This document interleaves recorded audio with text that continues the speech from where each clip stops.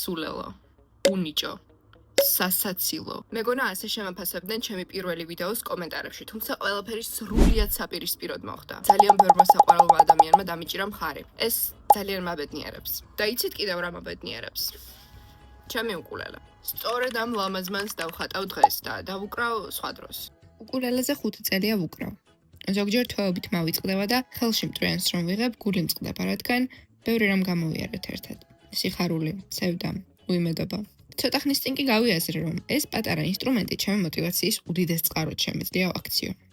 გავიხსენე, როგორ მტკიოდა თითები თავიდან, როდესაც პირველად დავიწყე დაკვრა. როგორ მოუხერხებლად ვანაწილებდი თითებს და ვერ ვიღებდი აკორდებს. თან მღეროდი და ხმა მიკანკარებდა. მაშინ ვსწავლობდი, ვუშვებდი შეცდომებს, ჩემს თავში ეჭვმეპარებოდა.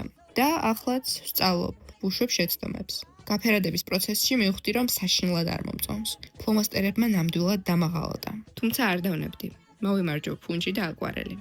ჩემი თავით კმაყოფილი იშვიათად ვარ, თუმცა ეს შედეგი მომწონს. თან მგონი თავდაჯერებულობაც მოვემატა და ვიფიქრე, უკულელეც ხომ არ მოვხატო მეთქი. ცოტა გავახალისო.